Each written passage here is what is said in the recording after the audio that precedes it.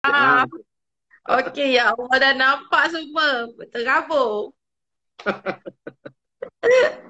Assalamualaikum Cik Pak E. Ah, Sihat dengar tak? dengar Alhamdulillah. Ini dekat ni ke? Anjung Bondeno ke? Dekat Anjur. Saya bukan main lagi set up dah. Sekali nampak semua.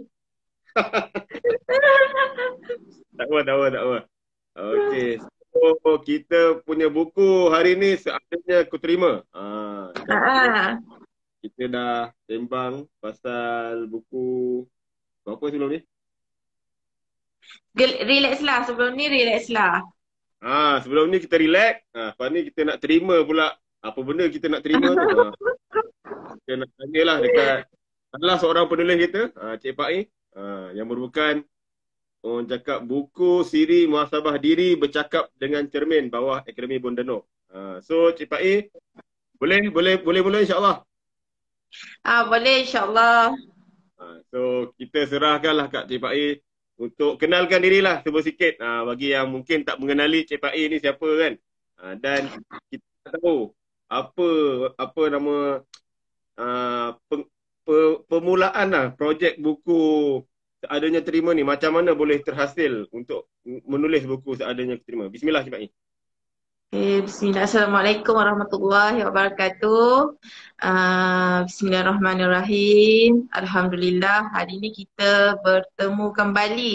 Rasanya dah sebulan lepas daripada buku Relax lah tu. Sebulan tu Betul. rasa macam sekejap je. Masa sebulan Hmm. lepas tu rasa macam tak apalah, lambat lagi, lambat lagi. Sekali dah 12 Jun. Masya Allah, subhanallah, alhamdulillah. Hmm. Ya Allah, okey saya perkenalkanlah serba sedikit tentang diri saya. Nama saya Faiza binti Ahmad, tapi lebih dikenali di kalangan rakan-rakan penulis, rakan-rakan Circle Bondeno dengan Cik Pak I. Tu nama gelaran lah. Dulu-dulu tulis saya saja je Cik Pak I tu sekali dah melekat. Macam tu lah. Saya seorang jurutera di salah sebuah syarikat kilang manufacturing Jepun di Bandar Seri Damansara. Kemudian saya adalah salah seorang daripada perantis Akademi Bondeno. Dan juga saya adalah ketua dropshipper untuk Bondeno, untuk buku-buku Bondeno. Buku tadi Uh, tu paper tu. ha? Apa? Gambar buku tadi tu dropshipper tu. Gambar-gambar buku-buku. Gambar nak mengepost ni promosi-promosi yang sebelum tu dah buat. Masya Allah, Alhamdulillah. Waktu lockdown ni kan, baca buku, orang baca buku banyak. Lepas tu promosi pun, harganya pun, Masya Allah memang dah murah lah bagi saya. Alhamdulillah, syukur.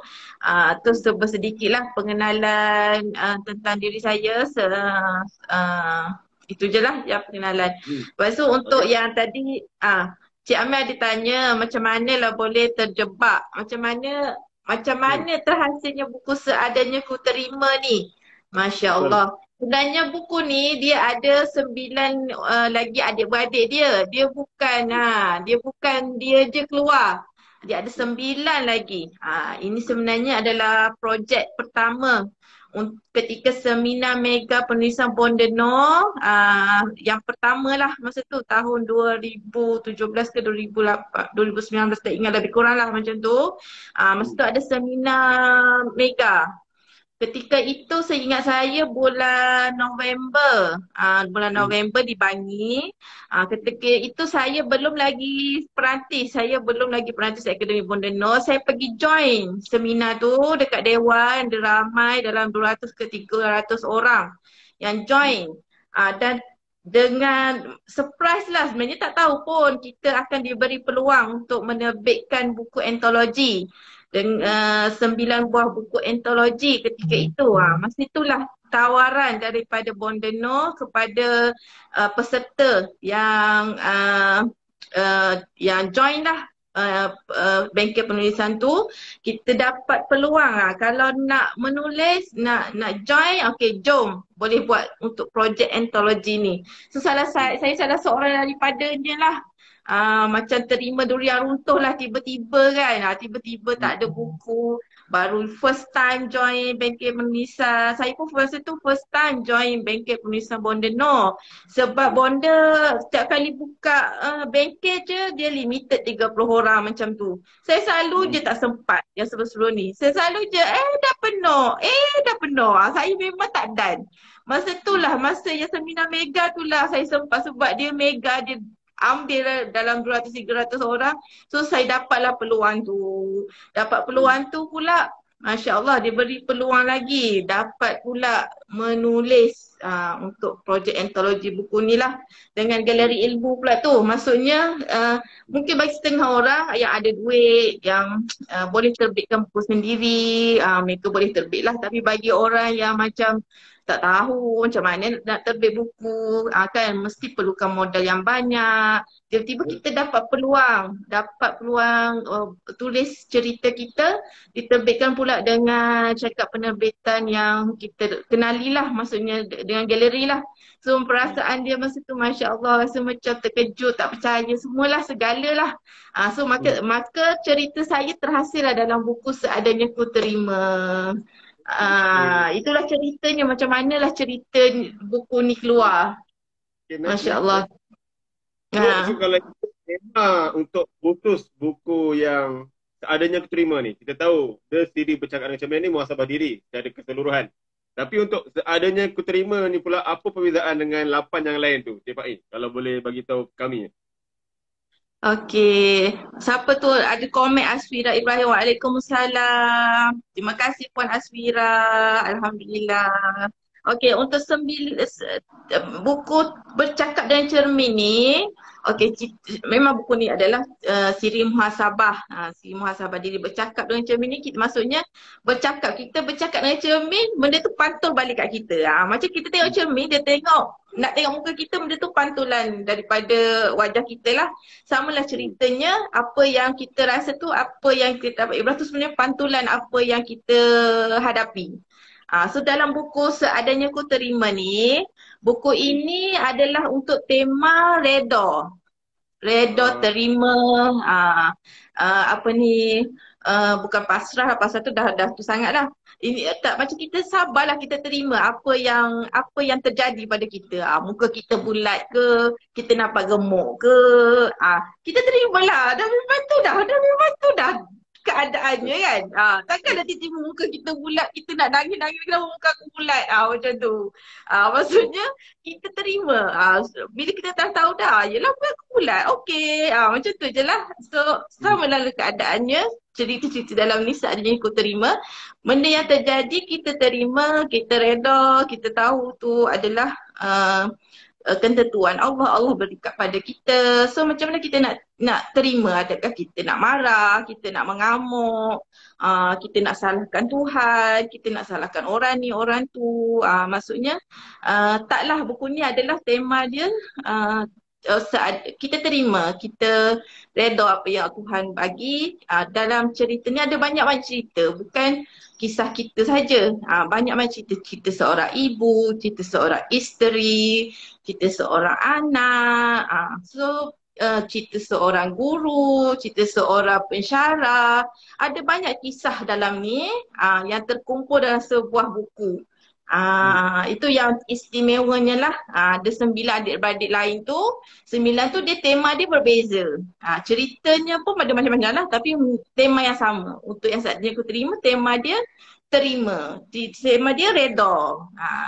Itulah sedikit tentang buku ni Seadanya Ku Terima.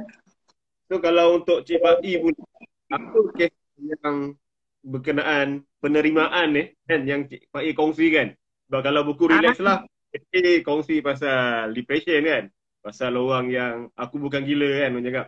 So untuk buku Seadanya Ku Terima, adakah kisah yang sama tentang tekanan atau apa kelainan yang Cik Faiz bawa untuk buku Seadanya Ku Terima ni? Masya Allah, bila kata tekanan tu cerita je tekanan juga dah cerita dia, Masya Allah. Ya Allah, tapi Hmm. saya ceritakan cerita ini mengenai kisah pekerjaan saya. Masa Hmm. tu dalam cerita ni tajuk saya cerita pantulan cermin kaca. Maksudnya pantulan apa yang saya nampak. Apa yang saya nampak pada diri saya, Tuhan nampakkan dari sisi yang lain untuk saya redha dan terima. Maksudnya dalam Hmm. cerita ni saya cerita keadaan pekerjaan saya yang sangat stres dan saya Hmm. sangat tertekan lah dengan masa tu ada bekas manager lah, bekas bos lah. Dengan pandangan rendah dia pada saya rasa tertekan, saya rasa macam benci gila kerja ni. Saya macam terfikir kenapalah aku tak dapat kerja macam kawan aku, kerja kerajaan, jadi jurutera kat TNB ke, kat JKR ke, kenapalah aku kena kerja kat kilang ni. Macam Hmm. tu saya punya perasaan tu, rasa macam aduh, macam tu lah. Dia punya soalan tu kan sebab dia sangat tertekan. Tapi ceritanya saya pada satu hari tu saya pergi ke CC Minyak dekat berdekatan dengan sini lah, Bandar Seri Damansara Caltex tu. Saya nampak seorang lelaki, dia tangan dia kudung, tangan dia tak ada tangan, dia tak ada tangan. Lepas tu dia tak ada tangan dua belah ke sebelah saya tak ingat, tapi dia tak ada tangan, dia cacat lah. Tapi dia ada jual kerepek, dia ada jual barang-barang macam dia duduk lah dekat dekat tepi pintu tu. Lepas tu saya tengok dia senyum je, muka dia macam tenang sangat. Masya Allah, saya tengok tu kan saya rasa macam ya Allah, insaf saya. Macam saya ni at least lah, memang saya tertekan tapi Alhamdulillah saya ada gaji, saya ada kenderaan, saya ada kesenangan lain yang Tuhan bagi. Tetapi kenapa saya tidak gembira, saya tidak bersyukur, saya tidak redha. Sedangkan apa itu pantulan yang Allah bagi, orang itu macam Masya Allah tak ada tangan, dengan duduk je jual kerepek. Kalau ada orang beli, okey lah, mungkin dia dapat duit. Kalau orang tak beli, tak apa, dia pun macam senyum je, muka dia sangat tenang. Saya tengok tu Masya Allah, saya tengok rasa macam tertampar lah, ya Allah, kenapalah aku tidak bersyukur dengan apa yang kau dah beri. Macam tu lah, saya tengok saya rasa macam terinspirasi dengan abang yang duduk tepi pintu tu, dengan keadaan dia macam tu. Masa tu saya dapat tahu yang abang tu daripada Thailand, macam tu lah. Macam mana dia Hmm. boleh datang untuk mencari rezeki dekat Bandar Kuala Lumpur ni, jual kerepek-kerepek semua tu. Tapi saya bayangkan, ya Allah, saya terfikir macam manalah dia tidur dalam keadaan dia bermusafir tu. Mungkin dia tak ada tempat tinggal. Lepas saya ada dengar pekerja yang dekat sisi minyak tu kata abang ni hanya tumpang tidur dekat surau sisi minyak tu. Cuba bayangkanlah macam mana keadaan surau kan. Kita tidur tilak empuk, ada aircon, ada kipas semua, selimut bagai, Masya Allah. Tapi kita masih lagi tidak bersyukur. Lepas tu daripada keadaan itu saya mula menerima keadaan saya. Patutnya saya kena lebih bersabarlah dan menganggap itu adalah ujian dalam kehidupan. Tu dalam tu dah satu kisah saya. Kisah saya dalam cerita ni adalah mengenai itu. So kalau ikutkan dalam buku Seadanya Ku Terima ni, Cik Faiz, ada berapa penulis total? Berapa kisah ada? Dalam ini ada 25 orang penulis, maka ada 25 kisah. Campur dengan Bondeno ada 26 kisah lah. Bondeno ada kisah dia di permulaan buku ini. 25 kisah ni ada macam-macam kisah lah. Tapi kalau tengok tadi saya pun balik lah baca. Saya dah baca tapi dah lupa. Saya balik baca menitik lah. Ya Allah, sedih bacanya. Nak saya cerita terus ke cerita-cerita apa ni Cik Amel dalam buku Ah, cerita ni? Macam tahu-tahu kan soalan saya. Masya Boleh, boleh, Allah, boleh. Boleh. selain daripada kisah saya sebanyak sangat kisah yang memberi ibrah kepada kita lah.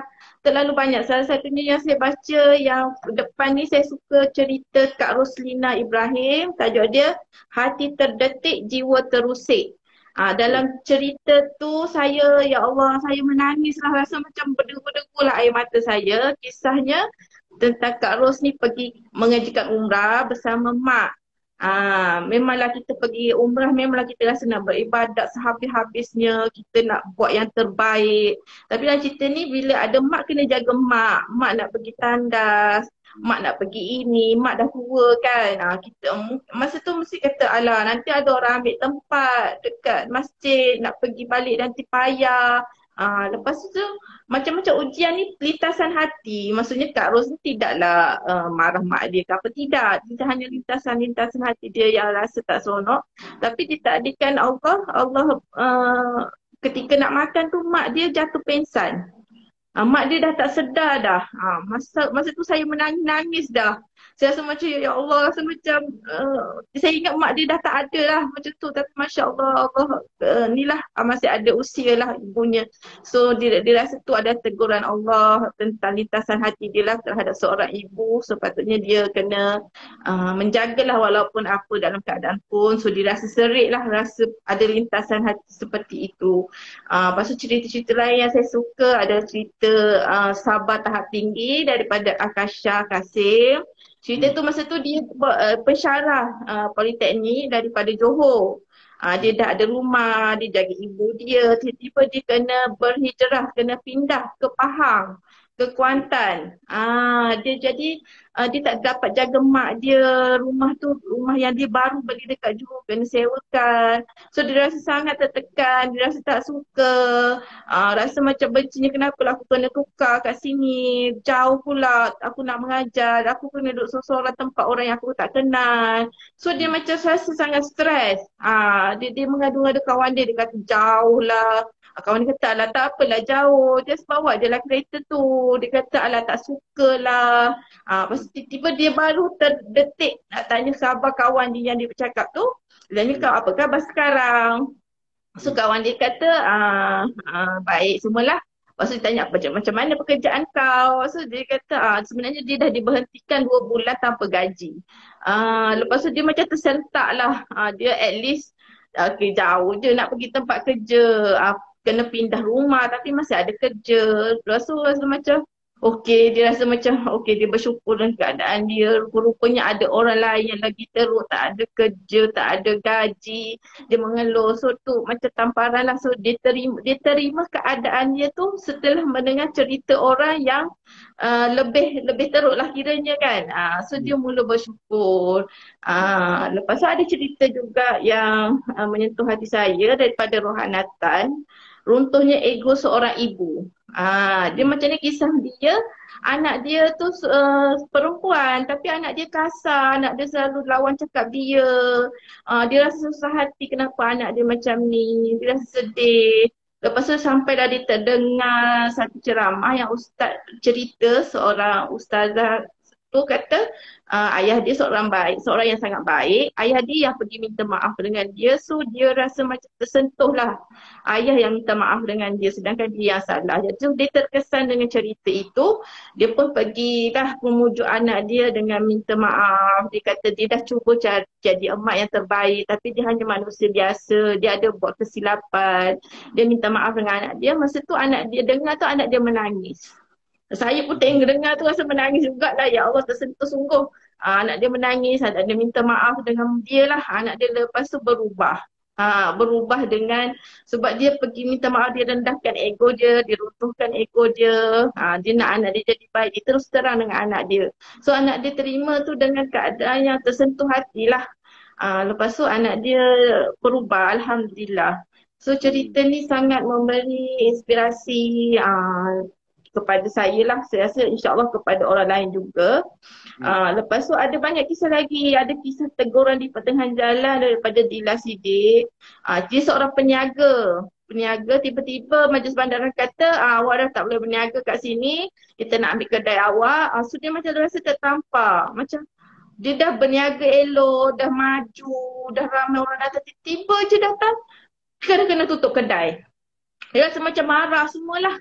Rasa tak puas hati, macam-macam lah. Lepas tu ada cerita yang peniaga lain juga. Orang tu lebih tua daripada dia, dia berseorangan. Dia rasa macam, ya Allah dia ni lagi, kalau nak ikutkan makcik tu lagi lah teruk keadaannya dengan berseorangan. Dia tak ada orang bantu. Dia at least ada lagi suami.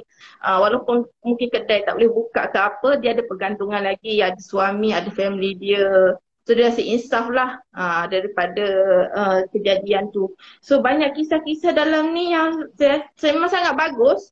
walaupun dia kisah antologi yang pendek, maksudnya sebab kalau one novel memanglah panjang kisahnya kan. Tapi Hmm. setiap cerita tu adalah dia padat, padu, dia tak lewah.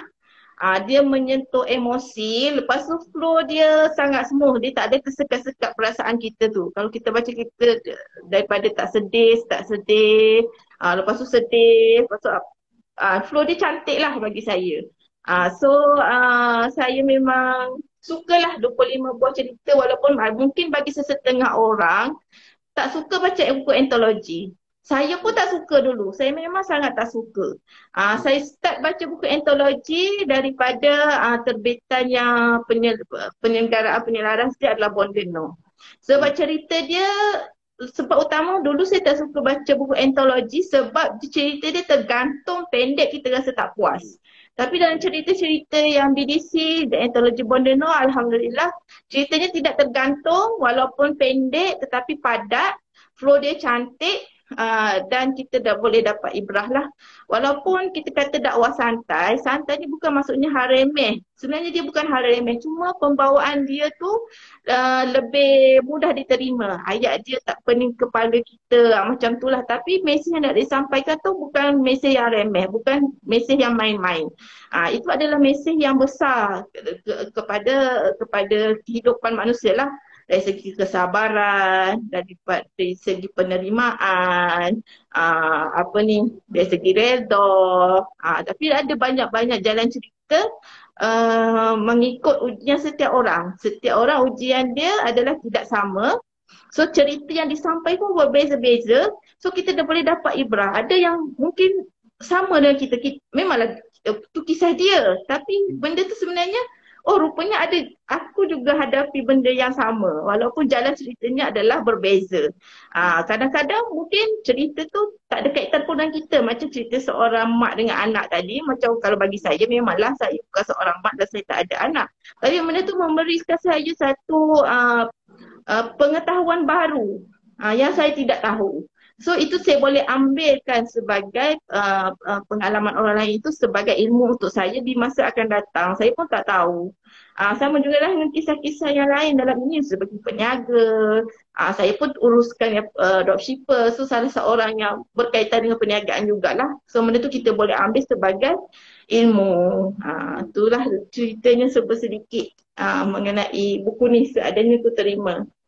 So, selepas beberapa kisah yang Cik Faiz kongsikan tu, saya perasan satu persamaan mungkin yang boleh kita cakap sama ada berlaku kepada penulis tu sendiri atau macam Cik Faiz tadi melihat kehidupan orang lain, dia mencerminkan pada diri kita lah. Kalau orang tu dia punya ujian lagi berat, kenapa aku tak bersyukur, kan? Jadi saya perasan juga diri bercakap dengan cermin ni satu benda yang saya suka. Dan sampai macam Cik Faiz cakap, dia kita tahu nak meluluskan cerita dalam ni, dalam ABN dia ada banyak tapisan sebelum sampai ke galeri lah. Dan itu yang saya suka bila kualiti tu dijagalah. Maknanya bukan walaupun cerita tu simple, tapi bila disusul je lah, kita tahu penulisan Bondeno ni dia ada awal, klimaks, penghujung dan ada dia punya emosi. Jadi itu perencah lah dan pelbagai. Dan juga saya nampak adanya keterima ni macam mana Cik Faiz bagi tahu, dia mengajar kita tentang syukur. Cik Faiz, saya perasan. Syukur. Kalau kita rasa susah, ada orang lain lagi susah. Tadi baru sikit tapi ada orang lagi diuji dengan lebih dahsyat lah. Dan bila dikongsikan dalam buku seadanya keterima ni, saya rasa kami lah baca sebagai pendengar patut berterima kasih lah. Pertamanya sebab penulis yang dalam buku ni sudi berkongsi kisah yang kadang mungkin benda tu, kadang orang ingat ni macam buka aib, tapi bagi saya benda ni selagi dia ada, orang cakap ada batasan lah. Sebab saya tahu Bonda sangat jaga benda-benda ni, tak mengaibkan sesiapa, dan mungkin juga kalau disebut nama pun diguna nama samaran, bukan nama betul. Dan orang cakap penyampaian yang disampaikan dalam buku seadanya keterima ni, itulah juga dalam 8 buku yang lain. So orang cakap untuk Cik Faiz kalau boleh kongsikan lah selepas terlibat dengan penghasilan buku seadanya keterima ni, yang mungkin Cik Faiz boleh kongsikan pada kami? Sebab kita tahu kalau buku Relax lah, dia ada tulis kat ujung setiap kisah ada step by step, ada macam tip-tip. So untuk buku ABN yang orang cakap siri pertama ni, mungkin waktu tu Bonda Nur tak terfikir nak buat konsep macam tu. Tapi untuk Cik Faiz yang dah baca, yang dah terlibat dengan adanya keterima ni, saya nak minta kalau boleh Cik Faiz kongsikan pada kami apa tip-tip untuk terima orang cakap apa Allah bagi pada kita dan nak belajar orang cakap terima takdir ni lah. Adanya keterima ni dengan lapang dada orang cakap. Sebab benda ni dia perlukan masa kan. Dan bagi saya pengalaman 25 orang dalam ni insya-Allah dapat membantu tak banyak sikit lah orang cakap. Dalam kita tahu dengan pandemik ni lagi-lagi mereka yang mungkin diuji dengan COVID, dengan kehilangan pekerjaan. Jadi mungkin tip daripada buku tak adanya keterima ni dapat release sikit lah kami punya orang cakap pembaca dan penonton punya tekanan yang dihadapi sekarang. Okey, insya-Allah. Okey, untuk tipsnya lah, masya-Allah, subhanallah. Daripada yang pengalaman saya lah kan.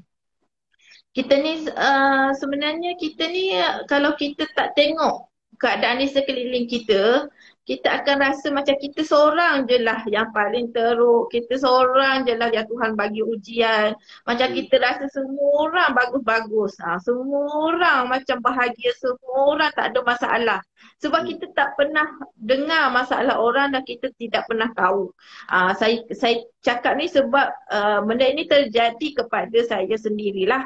Saya nak cerita sikit lah pasal saya nak kaitkan sikit dengan jodoh. Ni pasal saya lah. Macam saya dulu macam 10-20 tahun lalu lah. Baru ni kita ada buat live lah dengan Bonda Nur. Tajuk dia pun best juga. Best ke hidup solo? Macam tu. So saya nak ceritanya, Masya Allah, subhanallah. Kalau lah soalan tu ditanya saya 10-20 tahun lalu, saya rasa saya menangis lah. Saya tak boleh jawab lah. Saya rasa macam benci lah. Macam tu lah.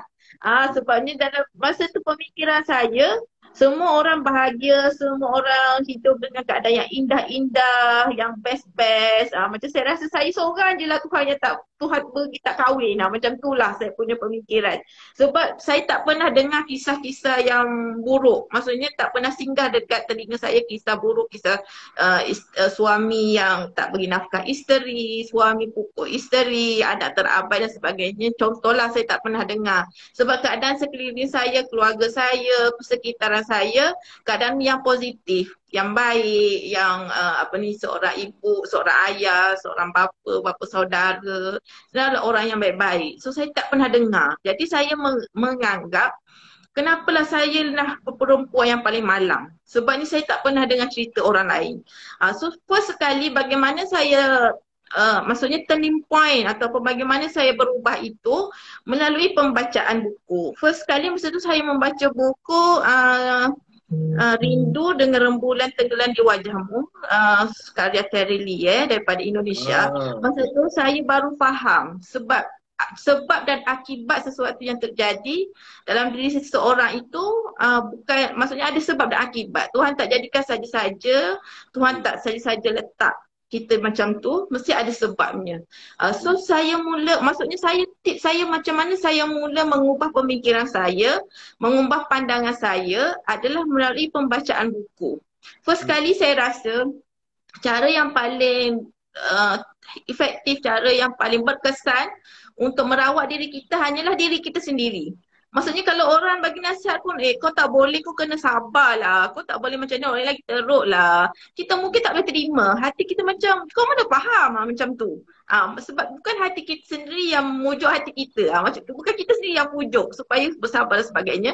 Tapi cara lain yang boleh buat kita pujuk hati adalah melalui pembacaan buku.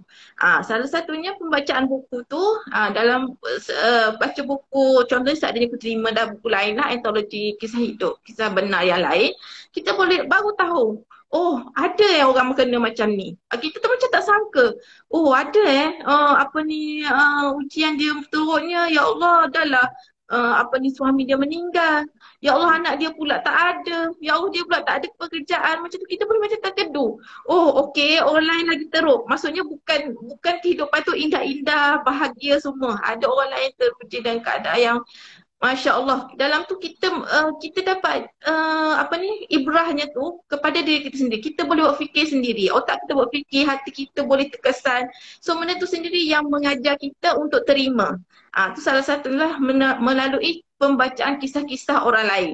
Kalau kita saja nak pergi cari cerita orang, mungkin tak adalah kot. Tapi melalui kisah-kisah ni dengan ibrahnya ada macam-macam cerita. Cerita orang ni maksudnya bukan hanya satu sisi saja. Mungkin dari segi kehidupan seorang isteri. Mungkin saya teringat cerita dalam buku Bikul. Semalam saya ada kongsikan cerita yang kisah Nora. Dan saya panggil Nora Sujud Syukur. Tapi tajuknya jalan keluar yang paling bergaya Tuhan bagi. Maksudnya Nora ni adalah seorang isteri yang kena seksa lah. Maksudnya hidupnya menderita dengan suami dia, dengan ibu mertua dia. Tapi dia sabar je. Macam family dia nak datang jumpa tak boleh. Tapi dia sabar je.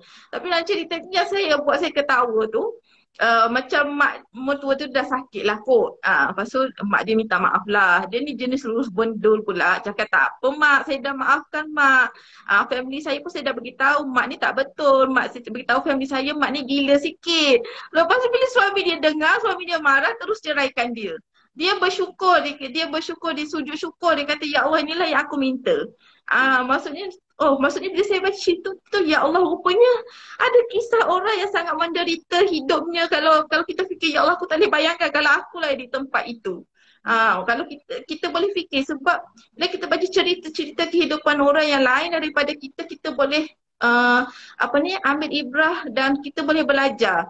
Oh, rupa-rupanya, aku ni tak adalah teruk sangat Tuhan bagi. Macam ada lagi lah benda yang boleh aku bernafas, benda yang aku ada lagi lah yang boleh aku pegang. Maksudnya aku masih ada duit, aku boleh bergerak. Saya orang lain sampai tak boleh keluar rumah, kena kurung, macam suami tak bagi nafkah dan sebagainya. Itulah salah satunya tipsnya, kita ambil ibrah daripada cerita orang lain melalui pembacaan buku.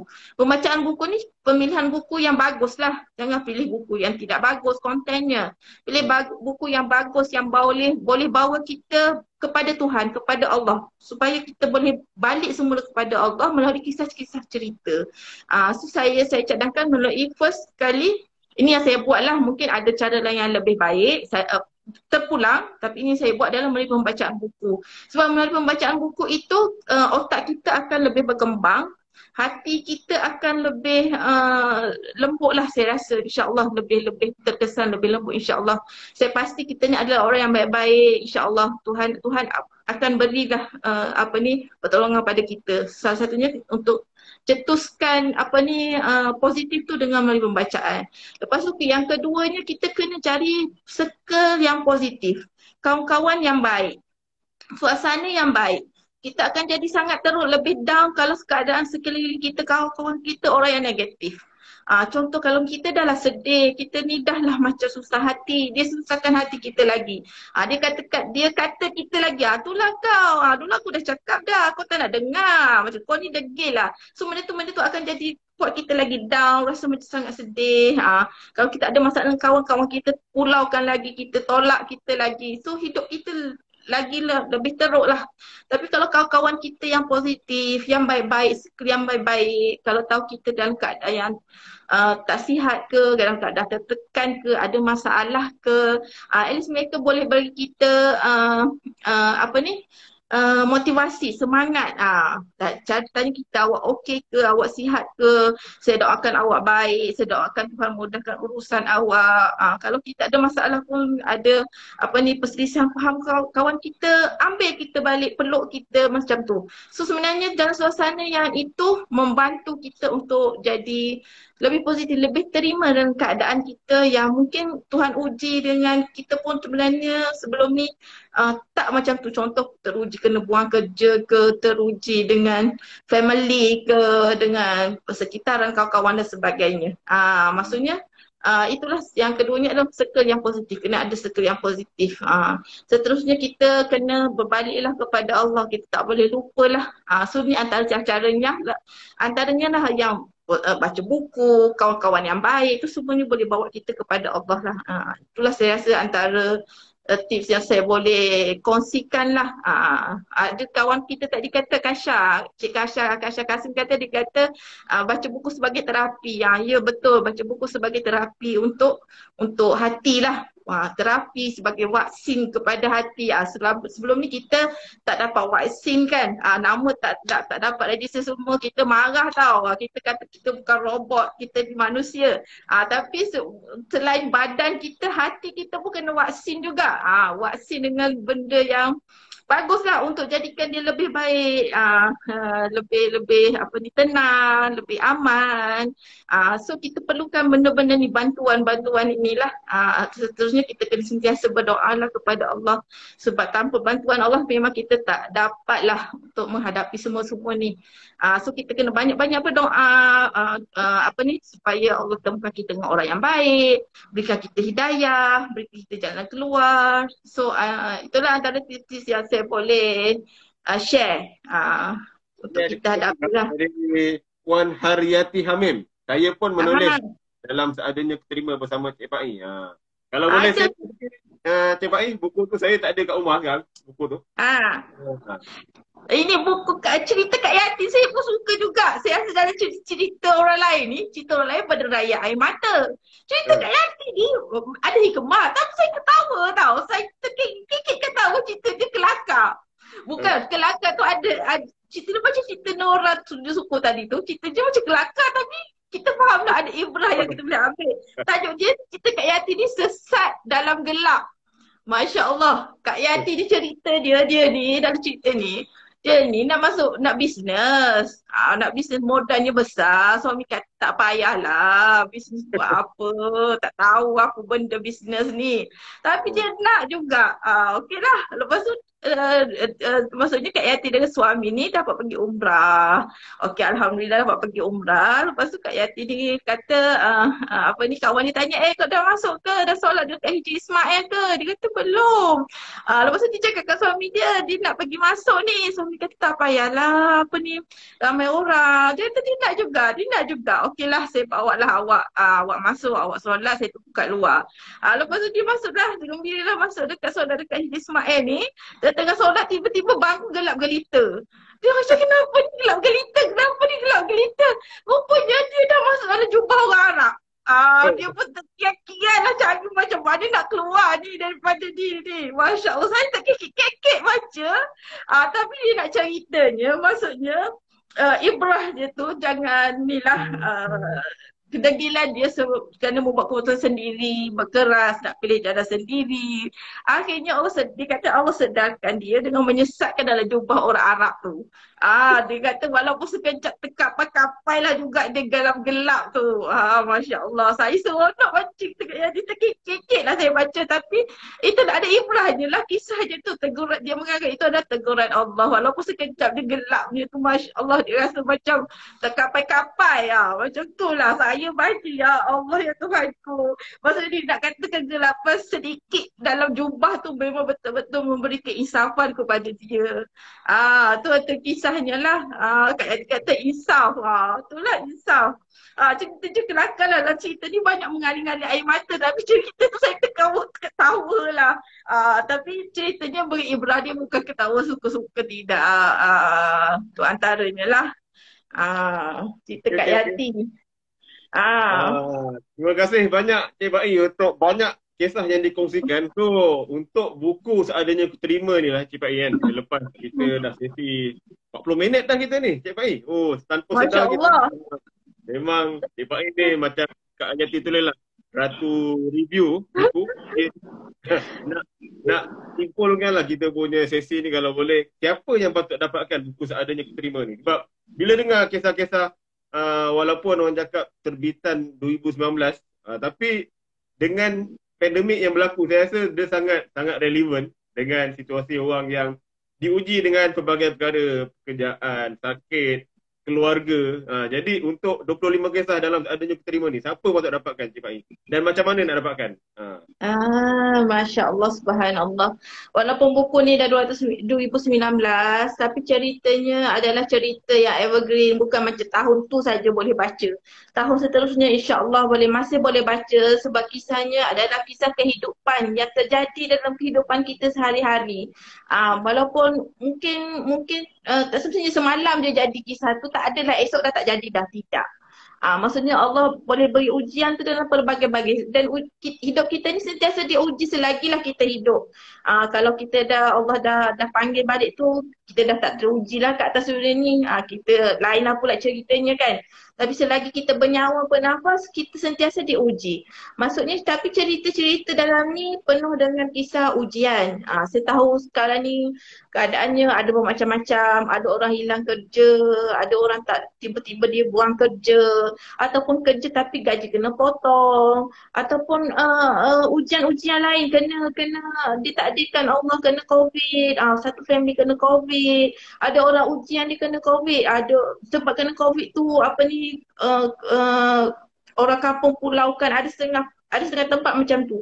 Ada setengah tempat okey, ada setengah tempat tu ya Allah, Masya Allah, subhanallah, tak tergambar lah macam mana ujiannya, berganda-ganda lah, sudahlah sakit, tak dapat support pula. Walaupun begitu, ada orang pula, walaupun family support, semua support, yelah ujian macam risaukan family, risaukan mak ayah kena COVID lah, mak ayah masuk hospital, kita jauh. So semua tu adalah memang ujian yang berat lah. Tapi walau bagaimanapun, kita tidak boleh menyalahkan sesiapa, tidak boleh menyalahkan Allah, tidak boleh menyalahkan apa jua pun. Semua tu adalah ketetapan Allah. Tapi bagaimana kita nak hadapi, sebab kita ini hanyalah manusia biasa. Kita bukannya robot. Robot ialah dia tak ada perasaan kan. Kita ada perasaan. Iman kita turun naik. Tak inilah. So kita kena ingat bahawa ujian itu adalah tanda Allah sayang. Ujian itu mungkin juga sebagai teguran. Mungkin sebelum ini kita sombong. Hanya kitalah yang tahu. Kita sombong, kita tidak bersyukur, kita tak selalu baca Quran contohnya, kita tak selalu solat awal waktu dan sebagainya. Bila ada ujian itu adalah teguran Allah supaya kita lebih dekat dengan Allah. So daripada untuk menguatkan hati kita, kita kena bacalah. Ambil bacaan-bacaan yang baik. Bacaan-bacaan yang baik. So saya rasa buku ini bukan hanya sesetengah orang sahaja. Ia sesuai dibaca oleh semua peringkat. Sama ada kita ni ayah ke, kita ni ibu ke, kita ni isteri ke, kita ni seorang anak ke, seorang guru ke, seorang isteri rumah ke. Sebab kita adalah manusia. Walaupun apa pun pangkat kita, walaupun kita ni kerjanya sebagai CEO ke, sebagai orang paling besar ke, kita sentiasa diuji. Dan kita sentiasa kena pastikan level hati kita dalam keadaan yang terbaik untuk kita terima ujian ni, supaya kita tak down, supaya kita tak terlampau sedih, supaya tidak hinggap perkara-perkara negatif pada kita. Contohnya kita rasa terlalu down sampai sakit dan sebagainya. So buku ini adalah sesuai untuk semua orang bagi saya. InsyaAllah untuk pelajar pun saya sangat sesuai, sebab dia tak ada pun isu-isu yang sensitif ke apa, tak ada sentuh yang pelik-pelik pun tak ada. Jadi sebenarnya sebagai general sahaja, tapi bertepatan dengan setiap orang. So semua orang boleh baca buku ni.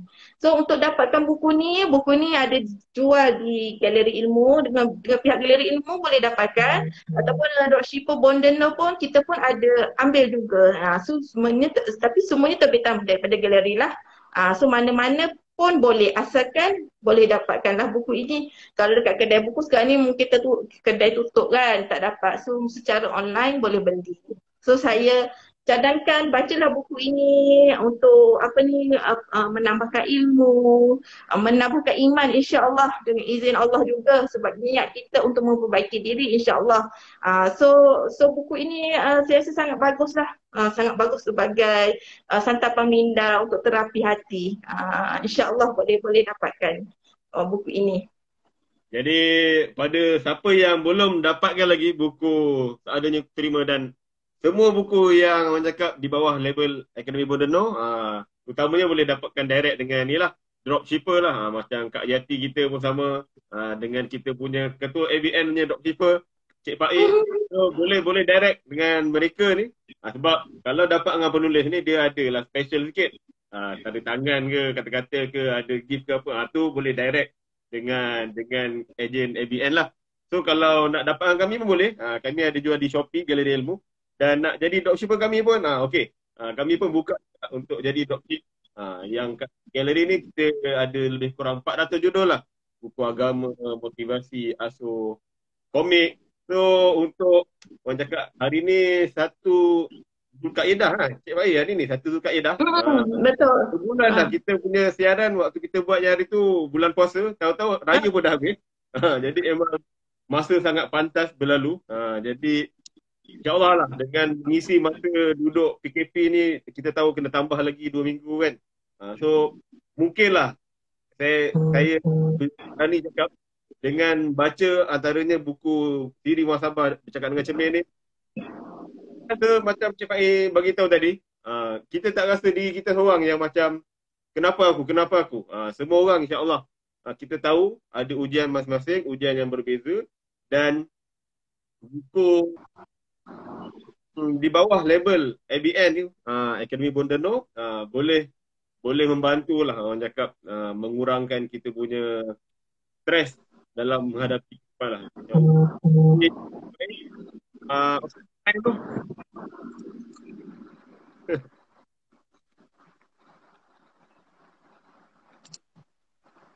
Mana Cik Faiz kita? Kenapa saya tak ada? Double tap. Cuba double tap. Double tap dekat skrin. Alah, dah tak nampak. Kenapa? Dia dekat skrin tu, tekan 2 kali. Boleh tak? Dah tekan tak boleh. Tak boleh. Tak ada yang untuk patah balik ke muka sendiri, tak ada eh? Ada tapi ni gelap juga. Kenapa tak? Ini ada technical problem sikit ni. Jadi sebenarnya kita punya sesi dengan Cik Faiz ni ada 2. Bulan sebelum ni, bulan 5, dan ni yang kedua. Jadi insyaAllah semoga ada lagi rezeki kita untuk bersama dengan Cik Faiz. Mungkin lepas ni ada buku baru ke macam mana. So Cik Faiz, terima kasih banyak. Minta maaf atas salah silap panjang sesi kita. Dan insyaAllah kita punya sesi ni kita akan letak dekat IGTV. So pada dropshipper, mereka yang menjual buku-buku ABN, utamanya buku Seadanya Ku Terima, bolehlah kongsikan video kami ni kepada bakal-bakal pembeli, insyaAllah. Jadi kita terus untuk jaga taat pada kita punya SOP, dan kita doa Allah SWT tarik balik segala yang diuji ni. Dan insyaAllah kita jumpa lagi sembang buku untuk malam ni. InsyaAllah kita punya sesi dengan Puan Rohamiah, Allah Sayang Kita, bab keempat. Bab keempat, kenapa Allah tidak nampak. So kita jumpa ni pukul 9 suku, insyaAllah. Assalamualaikum warahmatullahi wabarakatuh. Kita tangguh dengan tasbih para. Terima kasih banyak Cik Faiz. Subhanallah wa bihamdih. Subhanakallahumma wa bihamdika asyhadu an la ilaha